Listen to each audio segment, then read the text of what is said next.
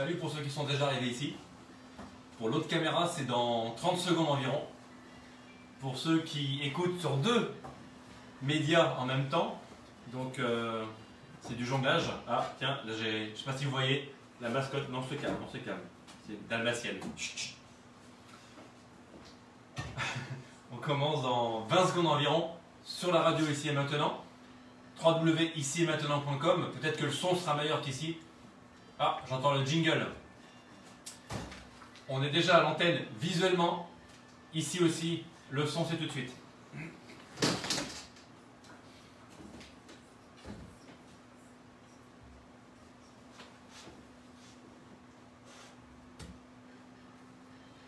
Bonjour à toutes, bonjour à tous. On rigole ici et maintenant, c'est la radio. Puisque on a la mascotte, pour ceux qui ont vu les lives que je fais juste avant. Et je pense que Morgane de la radio vous en a parlé plusieurs fois. C'est Marvel, la petite chienne dalmatienne, qui fait des siennes et qui va peut-être toucher la caméra de la page La vie c'est important. Donc pas celle-ci, ne vous inquiétez pas, sur la radio ici et maintenant.com, le site. Et là, l'autre pied de caméra, il y a dalmatienne qui s'amuse avec le pied. Ne vous inquiétez pas si ça bouge chez vous. Donc, c'est un plaisir de vous retrouver tous, quelle que soit votre occupation, que vous soyez confortablement assis chez vous, dans une voiture, dans un jardin, à la plage pour ceux qui sont en vacances, n'importe où, au travail si vous m'écoutez en cachette. Donc il y a un replay sur la page La vie c'est important, et on est en direct sur les deux pages actuellement. Aujourd'hui un thème particulier, un thème qu'on a déjà abordé dans des émissions précédentes, mais un thème que je vais aborder différemment. Un thème qui, à mon avis, assez générique et récurrent sur plein de thèmes que j'aborde régulièrement sur mon concept La vie, c'est important. Pour ceux qui me découvrent, c'est important comme un portant de vêtements. Allez voir la page Facebook, inspiré de mon spectacle écrit en 2017. Et depuis, je fais des conférences, spectacles, et je m'amuse à diffuser des messages à partir de jeux de mots, de légèreté, et donner mon point de vue sur différentes thématiques. Aujourd'hui, c'est la thématique des croyances. Les croyances. Alors, à chaque fois, je définis toujours le mot que j'emploie, le thème que j'aborde. Et quand on parle de croyance, c'est l'action, c'est le fait de croire une chose vraie, vraisemblable ou possible. La croyance à, la croyance en quelque chose, synonyme de certitude parfois, de conviction, voire de foi, on en reparlera. Une croyance en particulier, je vais isoler une croyance en particulier aujourd'hui, parce que je pense que c'est bien d'avoir des croyances, et je le repréciserai après. Cette croyance en particulier, c'est la croyance limitante. On entend beaucoup parler. Qu'est-ce qu'une croyance limitante? Je vais essentiellement baser ma petite demi-heure avec vous sur cette spécificité, sur cette particularité de croyance, la croyance limitante. Pour ceux qui voudront intervenir sur ce thème, quand vous voulez, je vous redonne le numéro que vous connaissez, le 08 92 23 95 20, 08 92 23 95 20. Vous réagissez quand vous voulez sur la thématique du jour, les croyances limitantes. Donc, cette croyance en particulier, la croyance limitante, c'est en fait une pensée qu'on considère comme vraie, alors qu'elle nous bride et qu'elle nous fait renoncer, qu'elle nous empêche parfois d'avancer comme on le voudrait. On se met des freins à cause de ces croyances limitantes. Et le plus souvent, elle provient de notre personnalité, elle provient également de notre éducation, d'expériences passées, de personnes plus ou moins proches qu'on a côtoyées. Et tout ça, on va en reparler, créer des croyances limitantes qui nous empêchent de passer à l'action. Rappelez-vous, je l'ai dit dans de nombreuses émissions, il n'y a pas de résultat sans action. Il n'y a pas de résultat sans action. Donc attendre que ça tombe du ciel, c'est bien, ça peut arriver, mais c'est pas gagné. Donc je ne ferai pas le slogan de la loterie nationale qui est très connu. Si je le fais, allez, je le fais. Morgane dit si, vas-y. 100% des gagnants ont tenté leur chance. C'est-à-dire qu'ils y ont cru, mais ils ont d'abord joué. D'accord? On ne va pas gagner au loto sans jouer. Beaucoup veulent des changements sans rien changer. On pourrait parler de ça en ce moment. Beaucoup veulent plein de nouvelles choses sans rien changer de leur quotidien. Mais il n'y a pas de résultat et pas de changement si on ne change rien. Donc les croyances limitantes nous empêchent d'avancer. Je vais vous donner quelques exemples. Je pourrais donner une liste de 500 phrases limitantes qu'on est tous baignés de croyances limitantes. Moi-même, j'ai des croyances limitantes. Exemple, il faut souffrir pour être beau, pour être belle. La vie, c'est dur. Eh oui. L'argent, c'est sale. C'est dangereux et risqué d'essayer. Je suis trop vieux pour faire ci, pour faire ça, c'est impossible. Je suis trop vieux pour apprendre. Il est trop timide, ou il est trop timide, ou tu es trop timide, vous êtes trop timide. Il n'est pas capable de, elle n'est pas capable de. Il faut souffrir pour être beau, pour être belle. J'ai déjà dit, c'est marrant parce que celle-ci, on l'a tellement répété, je l'ai écrit 2 fois. Tu n'y arriveras jamais. Jamais. On ne peut pas tout avoir dans la vie. C'est pas possible. Pour être aimé, il faut faire plaisir aux autres. Pour être aimé, il faut faire plaisir aux autres. Il faut travailler fort pour y arriver. Oui, j'avais dit la vie est dure, il faut travailler dur, c'est un petit peu les synonymes, tout ça. J'ai pas le droit à l'erreur. C'est des phrases que l'on entend, des croyances limitantes un petit peu trop courantes. Se tromper, c'est un échec. Le bonheur, c'est pas facile, c'est pas à portée de main. Je n'y arriverai jamais, je ne suis pas capable. L'argent ne pousse pas dans les arbres, c'est trop beau pour être vrai. D'ailleurs, c'est trop beau pour être vrai, c'est une phrase que j'emploie, que je cite dans mon spectacle et dans des conférences parfois. Et je m'amuse de cette phrase, car pour expliquer, c'était la semaine dernière, on parlait des règles, ou la semaine d'avant, je ne sais plus. Je dis souvent que pour expliquer une règle, il faut comprendre son contraire. C'est quoi l'inverse de c'est trop beau pour être vrai? Je fais une petite parenthèse dans le thème du jour. L'inverse, c'est quoi? C'est moche, donc j'y crois, c'est ça? C'est trop beau pour être vrai. Donc si c'est moche, j'y crois. À partir de quand c'est moche pour que je puisse y croire? Je ferme la parenthèse, je vous laisse pour répondre à cette question. Donc bref, je pourrais continuer comme ça, puisque les croyances limitantes, il y en a plein. Plein autour de nous. Et le pire, c'est qu'on les nourrit, on les entretient, et on ne fait pas ce qu'il faut pour s'en libérer. Et du coup, en produisant les mêmes choses, on récolte les mêmes résultats. Et oui, on plante, on sème, on récolte. Et donc ces croyances limitantes, il faut absolument pouvoir les changer. On va en reparler dans quelques instants. Donc ces croyances, quelque part, ce sont une sorte de fausses idées. C'est des idées qu'on vous a mis dans votre tête, que vous croyez vraies, mais qui peuvent être fausses si vous avez envie de croire qu'elles sont fausses. En fait, quel regard portez-vous sur vous-même? Quelle estime vous donnez-vous à vous-même? Quel amour vous donnez-vous, tout simplement? Quelle valeur vous donnez-vous? Je pourrais continuer comme ça. Il reste à vous qui nous écoutez. On y revient en fait, et c'est un thème récurrent de mes interventions, on revient en fait à la connaissance de soi. Tout simplement, quel regard on se porte, quelle valeur on se donne, quelle estime on se donne. Tout ça, c'est la connaissance de soi. Et la connaissance de soi me permet de croire en moi. On avait parlé de confiance il n'y a pas très longtemps. Donc là, je parle des croyances limitantes, ce qui m'empêche d'avoir confiance, ce qui m'empêche de passer à l'action. Et donc, ça part, et ça c'est mon point de vue, ça n'engage que moi, ça part du regard que l'on porte sur soi. Ça part du regard que l'on porte sur les choses qu'on a entendues, répétées depuis qu'on est petit, quel que soit l'environnement. Papa, maman, les profs, les médias, etc. Je vais en reparler.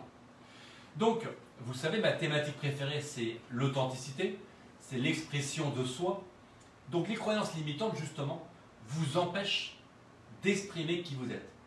Les croyances limitantes nous empêchent d'exprimer qui nous sommes, car on les croit pour vrai, et elles nous limitent dans nos actions. On s'interdit de faire. Du peur du regard, du peur du jugement, on en a déjà parlé, du peur de plein de choses. Mais simplement, elles sont là, et souvent, elles sont inconscientes. On va en parler également de l'aspect du subconscient. Pourtant, donc, nous sommes entourés de croyances, plus ou moins inconscientes, comme je le disais, et ces croyances, qui nous baignent depuis notre enfance parfois, elles constituent comme un cadre de référence. Elles constituent presque, entre guillemets, une normalité. On a tellement entendu, exemple de phrases que je vous ai dit là, il faut souffrir pour être beau, pour être belle, tu es timide, tu n'es pas capable de, etc. On a tellement entendu qu'on croit ces fausses vérités. Et donc ce cadre de référence devient donc un carcan. Et j'essaie de suivre mon fil, pas vous perdre. Donc elles sont transmises comment? Ces fausses croyances, ces croyances limitantes, qui pour moi sont des fausses croyances. Donc je l'ai dit, par les parents, par notre réseau relationnel, par tout notre environnement, par l'école, par les médias, par les politiques de façon générale, mais aussi par nos expériences. La semaine dernière, voilà, je me rappelle du thème, c'était Mike Horn. Une incroyable rencontre pour moi, un incroyable explorateur, je le trouvais hyper charismatique, hyper accessible, très sympa. J'en ai fait une émission spéciale sur lui la semaine dernière. Et donc, lui, ses expériences, il les a démultipliées. Il a fait des expériences juste incroyables. Je ne dis pas qu'il faut qu'on soit Mike Horn pour casser nos croyances limitantes, c'est pas ça. Mais tous, à nos niveaux, nous vivons des expériences qui soit vont casser des croyances, si on ose aller au-delà de cette fameuse zone de confort, soit qui vont entretenir ces croyances si nos expériences sont limitées. Donc, on a tendance à penser qu'elles sont une sorte de vérité. Donc, je pense au contraire, moi, qu'il n'y a pas de vérité. La vérité n'existe pas. Et c'est là que le carcan arrive, puisqu'il n'y a pas de vérité en soi. Je m'amuse souvent à dire qu'il n'y a pas de bonne recette. La bonne recette, c'est quoi? C'est celle qui marche. Et la bonne recette pour moi ne va pas être la bonne recette pour une autre personne. Et heureusement, nous sommes tous différents, nous sommes tous uniques. Cette différence, il faut que ce soit une force. Votre différence est une force. Mais croire en votre différence, casser ces fameuses croyances limitantes, vous permettront de passer à l'action beaucoup plus facilement. Donc, quand la vérité devient un carcan, effectivement, c'est compliqué de passer à l'action et de croire en soi et de casser ces fameuses croyances. Au contraire, je pense que tout est impermanent et comme je le disais, il n'y a pas de bonne réponse pour une question. Moi, j'aime les approches systémiques. En fait, il y a une question et puis pour une question, il y a 10, 15, 20, 100 réponses peut-être. Et c'est la variété de ces 100 réponses qui vont non seulement apporter de la richesse dans le quotidien, dans vos échanges, dans votre cheminement de vie, mais c'est aussi toutes ces centaines de réponses différentes pour une seule et même question qui vont casser les croyances. Puisque les croyances limitantes, qu'on croit comme vraies, et qui limitent par définition, par rapport à leurs termes, s'appuient en général sur une phrase, sur une vérité, pas sur 100 réponses à une question. Donc plus vous allez ouvrir votre esprit au champ des possibles, et plus vous allez casser la limite et casser l'effet de ces croyances limitantes, mais je vais en reparler sur les actions à faire pour effectivement les casser. Donc je pourrais vous poser une multitude de questions, vous qui nous écoutez, des questions différentes, et forcément chacun d'entre vous qui nous écoutez aurait des réponses différentes. Des réponses nées de vos croyances, et peut-être de vos croyances limitantes. Je pourrais vous dire, est-ce que vous pensez que c'est facile aujourd'hui de se promener dans la rue par rapport à la crise sanitaire? Je réfléchis et j'improvise. Est-ce que vous pensez que c'est le bon choix de porter un masque? Est-ce que vous pensez que le Covid, la fin du Covid sera bientôt? Est-ce que vous êtes capable, est-ce que vous pensez capable de pouvoir adapter votre vie par rapport à cette crise sanitaire? Est-ce que vous vous sentez capable d'aborder quelqu'un dans la rue, un inconnu, une inconnue? Il y a autant de questions que je pourrais poser. Là, j'improvise complètement. Et à chaque fois que vous entendez cette question, hop, il y a un écho chez vous. Vous identifiez, ah bah tiens, moi je suis pas d'accord avec ce qu'il dit, moi je me sens pas capable de, moi je suis pas d'accord avec ça. Mais tout est parfait, et c'est parfait de ne pas être d'accord avec moi. C'est juste que ça puisse évoquer chez vous l'idée même que, ah oui tiens, j'avais pas vu ça comme ça. J'avais pas vu qu'on puisse répondre à une question par différentes réponses. Il n'y a pas une vérité, il y a des vérités, il y a autant de vérités dans l'impermanence du monde dans lequel nous vivons. Donc par rapport à ces croyances limitantes, il y a une chose qui est très importante, c'est les mots qu'on emploie. Donc pareil, vous allez voir en fait, quel que soit au fur et à mesure de l'avancée de cette émission, ça passe déjà très vite, on retrouve quasiment tous les thèmes que j'ai déjà abordés. J'avais parlé du poids des mots, du sens des mots, de l'importance des mots, de leur impact. Les mots qu'on emploie ont une vraie importance, donc ils sont importants, et ils sont aussi importants en deux mots. Les mots qu'on emploie sont importants, ils nous portent. Sur ce portant de la vie, vous savez à quel point j'aime cette métaphore, l'impact des mots n'est pas négligeable. On a des tics de langage, on a des mots qu'on emploie par habitude, des routines, et souvent inconsciemment, on ne s'entend pas parler. Et tous ces mots-là vont nourrir inconsciemment certaines croyances qu'on vous a demandé de croire depuis votre plus jeune enfance. Mais une croyance limitante peut aussi se créer là, aujourd'hui, demain, après-demain, n'importe quand. C'est pas forcément lié à l'enfance. C'est lié à vos rencontres, à votre environnement. Mais attention, et c'est ça d'ailleurs, je fais la conclusion en avance, pour casser toutes ces croyances limitantes, il faut développer le plus possible son libre arbitre, son esprit critique. Plus je vais prendre du recul sur une situation, plus je vais prendre du temps pour répondre en n'étant pas dans l'urgence, et moins je vais laisser de place à cette croyance limitante. Quand je réponds vite, comme par réflexe, hop, je réponds par habitude. La routine, l'habitude nourrit les croyances limitantes. Donc, les mots sont importants, quel que soit comment vous l'écrivez. En fait, les mots qu'on utilise sont des indicateurs sur comment fonctionne notre subconscient. Alors c'est sûr, quelqu'un qui n'emploie que des mots du style des phrases, je l'ai dit tout à l'heure, je vais reprendre quelques-unes. Il faut souffrir pour être beau, pour être belle, l'argent c'est sale, tu es trop timide, tu ne vas jamais y arriver, quoi d'autre, il faut souffrir, tu n'es pas capable, tu es trop timide, etc. Plein de choses qu'on vous a répétées et que vous avez pu penser et croire comme phrase vraie, bah forcément tous ces mots-là vous nourrissent et vous empêchent de, modifier votre subconscient. Le subconscient, Et sans faire un cours de neurosciences, le cerveau reptilien adore, on a déjà parlé dans notre émission, adore de se nourrir de ce qui fait peur, adore de se nourrir de ce qui est insécure, de ce qui vous met en danger. Donc, une croyance limitante qu'on vous a répétée, c'est une sorte de danger, c'est une sorte de signal d'alarme qu'on vous dit tu n'es pas capable, tu es timide, tu n'arriveras pas, c'est pas pour toi, il faut souffrir, et ceci et cela. Vous l'avez entendu, vous l'avez répété, vous croyez ça comme vrai, votre subconscient est très content, lui. Lui, ça lui rend service. Et lui, hop, il est en pilotage automatique, il vous empêche de passer à l'action. C'est ça le gros souci des croyances limitantes, c'est qu'ils vous empêchent de passer à l'action. Donc, il faut donc surveiller son langage. Il faut surveiller les mots qu'on emploie, il faut surveiller les mots qu'on entend. Puisque les mots qu'on entend peuvent nous blesser, peuvent nous faire du mal. Un mot que l'on m'adresse, si il me glisse dessus, et si c'est un mot malveillant, si c'est un mot blessant, et si je l'ai identifié comme tel, hop, ça va. Si je n'ai pas fait attention, le mot m'impacte, le mot me fait mal. Vous savez, on a déjà dit souvent, le corps parle et le mal a dit. Le corps parle, mal a dit. Forcément, les mots peuvent me blesser. Donc, par rapport à ces croyances limitantes, attention aux mots que vous employez et attention aux mots qu'on vous envoie. C'est vous qui êtes, comment dire, décisionnaire de l'impact d'un mot sur vous. Je m'explique. Je prends deux personnes face à moi. C'est un exemple. Je vais insulter les deux personnes devant moi de la même façon. L'une de ces personnes-là va être blessée. Peut-être que ça va la renvoyer, consciemment ou inconsciemment, une croyance limitante. C'est qu'un bon à rien, par exemple, je veux dire ça. On lui a dit depuis toute petite qu'elle n'était pas capable de, elle n'arriverait jamais. On l'a rabaissé. Et donc ça nourrit certains types de croyances. Et moi je lui dis, t'es un bon à rien, je suis l'exemple que je l'ai pris. Là ça nourrit et ça blesse cette personne-là. L'autre personne, je fais la même remarque, la même insulte, la même critique. Tu n'es bon à rien. Cette personne-là me regarde, elle sourit, extérieurement ou intérieurement, parce qu'elle estime qu'elle, elle se connaît. On y revient à la connaissance de soi. Elle estime qu'elle est authentique, qu'elle exprime qu'elle est, et que mes mots m'appartiennent. Elle n'autorise pas mes mots à la blesser. Vous avez compris l'impact des mots. Si je suis, comment dire, dans la nourriture permanente de mes croyances limitantes et je n'ai pas pris du recul sur tout ça, le moindre mot peut me blesser.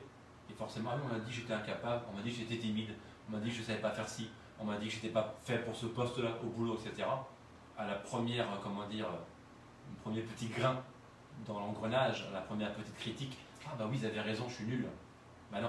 Et l'autre exemple, qui a travaillé sur lui, qui a une confiance en lui, rappelez-vous, je l'ai dit au début, par rapport à l'estime de soi, par rapport à la valeur que vous donnez, par rapport au regard que vous apportez, que vous portez, pardon. Cette personne-là, ça va glisser dessus. Et donc, ça n'aura pas le même impact. Là, c'était la parenthèse sur les mots qui nourrissent vos croyances limitantes. Donc, les mots ont un impact, on vient de le dire. Par rapport aux croyances limitantes, qu'est-ce qu'on peut faire par rapport à ça? Déjà, la première chose, c'est les identifier. Alors, c'est pas facile. J'ai dit souvent, on ne s'entend pas parler. Faites ce jeu à plusieurs, en couple, en famille, avec des amis. Quand quelqu'un de votre entourage dit une phrase que vous estimez négative, qu'il répète souvent, hop, dites-lui. S'il prend bien, vous en discutez. S'il ne veut pas l'entendre parler, vous n'insistez pas. Mais simplement, on n'entend pas ce que l'on dit. C'est plus simple de dire à l'autre, ah, tu as dit ça, ou tu dis souvent ça. Donc, si vous êtes prêt à entendre que l'autre vous renvoie comme un miroir, comme un reflet de votre propre miroir, vous renvoie des phrases que l'autre juge négatives, qui juge comme de la nourriture pour vos croyances limitantes. Attention, tu as dit ça, tu as dit que tu n'étais pas capable, tu as dit que c'était dur, tu as dit que tu n'y arriverais jamais, tu as dit que tu étais... Non, dites-lui. Le fait de lui dire, cette personne-là va pouvoir identifier. C'est la première étape, identifier les croyances limitantes pour savoir qu'elles sont là, tout simplement. Ensuite, les noter, écrivez. Je pense, et une fois de plus ça n'engage que moi, de passer par l'écrit, noter. Parce qu'en écrivant, vous allez activer plein de muscles, niveau oculaire, niveau moteur. Non seulement j'écris, en pensant, en plus je vois ce que j'écris. Tiens, je ne suis pas capable de. C'est une phrase que je dis souvent. Tiens, je dis, j'y arriverai jamais. Et le simple fait d'avoir identifié et de noter, déjà, je suis un petit peu rentré dans le subconscient. C'est plus des mots dont je n'avais pas conscience puisque je les ai mis, entendus, on me les a répétés.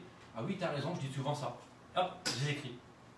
Et après, l'idéal, c'est de réussir à déprogrammer les croyances limitantes. Pour changer sa vie, il faut quelque part à déprogrammer. Je vais par exemple extrême. Prenez un robot. Par définition, le robot fait toujours la même chose. Il est robotisé.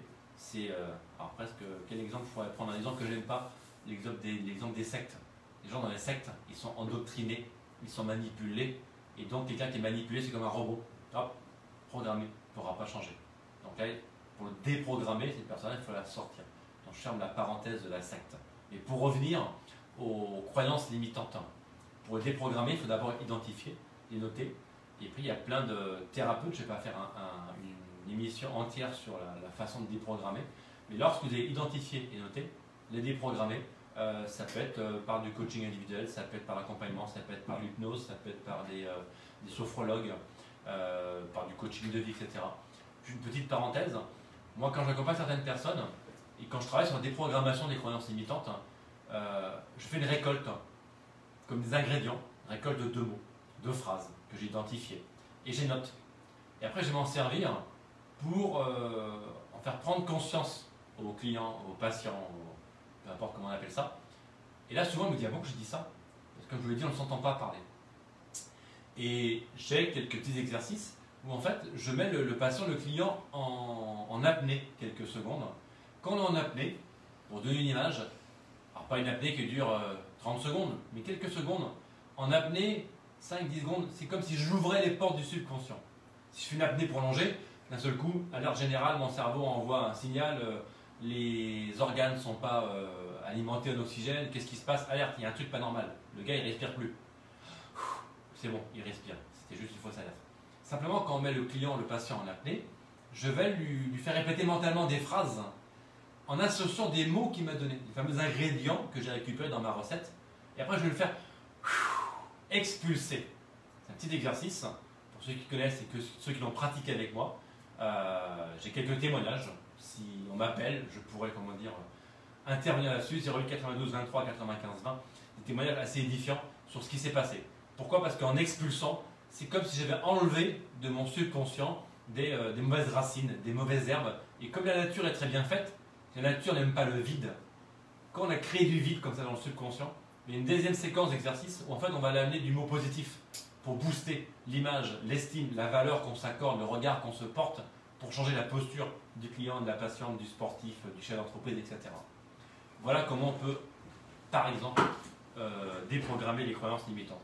Mais il y a plein d'autres façons de le faire. Première étape, tout le monde peut le faire, identifier et noter. La petite question que je vous pose, et je vous laisse réfléchir chez vous, ceux qui les écoutent, par rapport aux croyances, 2 questions. Est-ce que vous croyez ce que vous voyez, ou est-ce que vous voyez ce que vous croyez? Est-ce que vous croyez ce que vous voyez? C'est ça, je crois que c'est Saint Thomas, c'est comme ça, de mémoire. Ou est-ce que vous voyez ce que vous croyez? Je ne donne pas de réponse volontairement, je vous laisse répondre chacun de votre côté. On est éduqué dans notre civilisation judéo-chrétienne plutôt sur la première phrase. Je crois ce que je vois. Il y a plein d'exemples, hein. Des sportifs, des explorateurs, comme McCorn la semaine dernière, dont je parlais, des exploits en tout genre. Ils ont d'abord vu pour croire. Ils ont vu ce qu'ils croient, tellement ils se sont projetés. Là, il y a les Jeux Olympiques en 2021. C'était en 2020, c'est reporté à cause du Covid. Vous croyez que pendant 4 ans, ils font quoi les sportifs? Pendant une Olympiade, ils se préparent, mais ils voient leur réussite. Ils la voient. Alors malheureusement, ils ne vont pas tous réussir. Mais s'ils ne la voient pas, c'est sûr qu'ils vont échouer. Donc j'enchaîne. Par rapport à ça, si vous voyez ou si vous croyez, dans le sens où vous mettez ces 2 verbes, ça renvoie aussi à l'intention. Ça renvoie au focus, des thèmes que j'avais aussi abordés sur des émissions précédentes. Ça renvoie au pouvoir du mental, des thèmes que j'ai aussi abordés. Enfin, tout ça pour dire que je pourrais prendre n'importe quel thème du concept la vie, c'est important. Et aujourd'hui, j'ai failli me déguiser. J'ai dit quel déguisement je pourrais amener, quel personnage je pourrais amener pour parler des croyances limitantes. Alors j'aurais pu faire le jardinier, qui parle de focus, d'attention, d'absence de doute. J'aurais pu faire le fantôme par rapport aux peurs, parce que la croyance limitante, c'est une sorte de peur qu'on nourrit. J'aurais pu parler du prof, j'aurais pu me déguiser en élève. J'aurais pu me déguiser dans le rôle du psy, mais également dans le rôle du physionomiste. Rappelez-vous, la phrase choc de ce personnage, c'est excusez-moi, je ne savais pas que vous étiez quelqu'un. C'est une phrase issue d'une vraie expérience que j'ai vécue quand j'ai eu la casquette de physionomiste. Je ne savais pas que vous étiez quelqu'un. Imagine la personne qui dit cette phrase. C'est quoi ces croyances limitantes à cette personne-là? C'est qu'en gros, le mec, s'il n'a pas un super costard, s'il n'a pas une Rolex, c'est une merde. Donc en fait, il y a des gens aussi comme ça qui fonctionnent comme ça, qui sont que sur l'apparence. Forcément, moi j'aime dire en plus, et je m'amuse de ça, que l'habit fait le moine. Ben, certains, pour eux, c'est une vérité. Moi, c'est une blague pour provoquer et passer des messages. Pour certains, bah oui, ça se voit bien que ce mec-là, c'est un nul. Pour une petite histoire, dans la journée, j'étais physio à Roland-Garros, là ça commence à la fin de la semaine, donc c'est presque d'actualité. C'est en 2020, ça fait déjà 20 ans cette anecdote.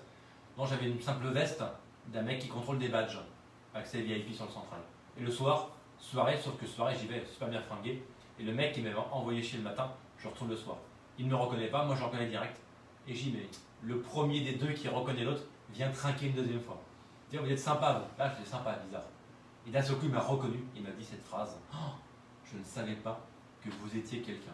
C'est terrible. Donc, je ne veux même pas savoir ce qui est dans la tête de ce monsieur-là au niveau de ses croyances limitantes. Donc, je pourrais prendre n'importe quel exemple de sportif, de chercheur, d'exploit en tout genre. Et même vous, dans votre vie, repensez un moment où vous avez dit « Waouh, j'ai été capable de ça. Waouh, j'ai réussi à faire ça. » Un moment où vous avez été fier de vous. Un moment où, quelques semaines plus tôt ou quelques années en arrière, jamais vous auriez pensé être capable de. Et peut-être que même dans votre enfance, on vous aurait dit « Mais non, c'est pas possible. » Je prends souvent cette image-là, et elle me revient à l'esprit, donc je vous la partage. Je vous partage ce qui passe dans ma tête. Imaginez si je commence, ça va durer 3 heures l'émission. Je dis souvent en rigolant, qui est venu à 4 pattes aujourd'hui? À la conférence, au spectacle, à la réunion? Bah, personne. On a tous appris à marcher. On est tous tombés 2000 fois.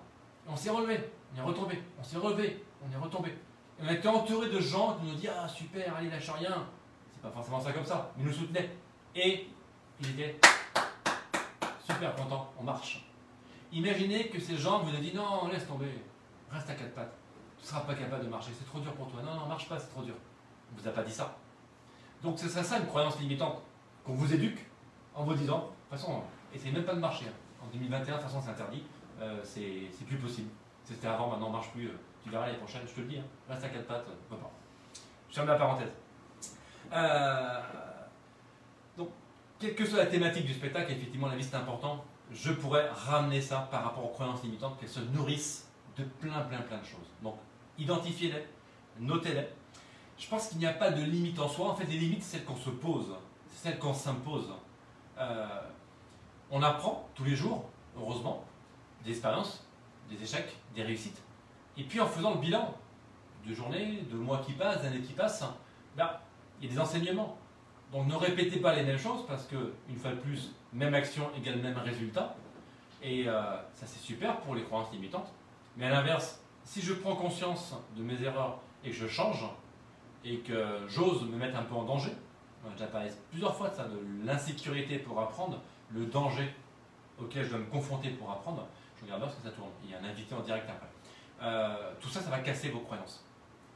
Donc on a tous des croyances, j'en ai forcément aussi. Ce sont même des limites, excusez-moi, je n'arrive même pas à me lire. Voilà, ce sont elles qui nous limitent et qui nous empêchent de sauter le pas, de passer à l'action.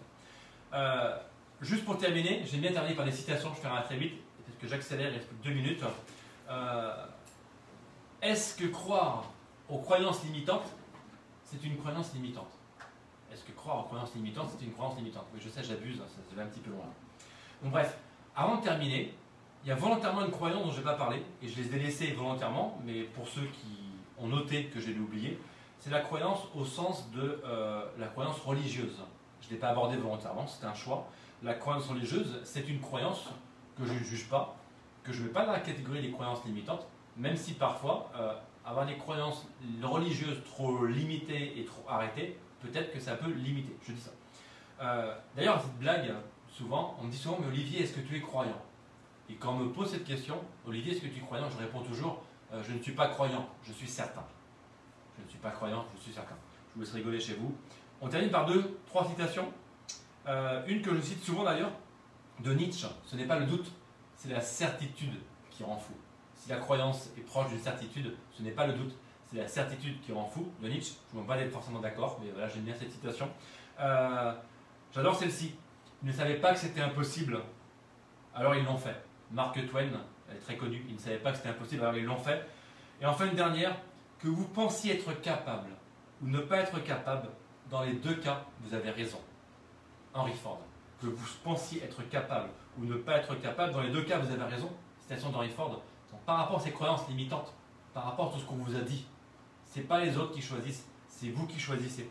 D'accord? Alors croyez-vous, croyez en vous. Quand ça? Tout de suite. Ici et maintenant. Je vous laisse, je rends l'antenne. Belle soirée à vous et croyez en vous, protégez-vous, faites attention aux autres, prenez soin des autres pour pouvoir prendre soin de vous. En fait, c'est carrément l'inverse. Prenez soin de vous pour pouvoir prendre soin des autres. Ciao, merci, à très vite. Ça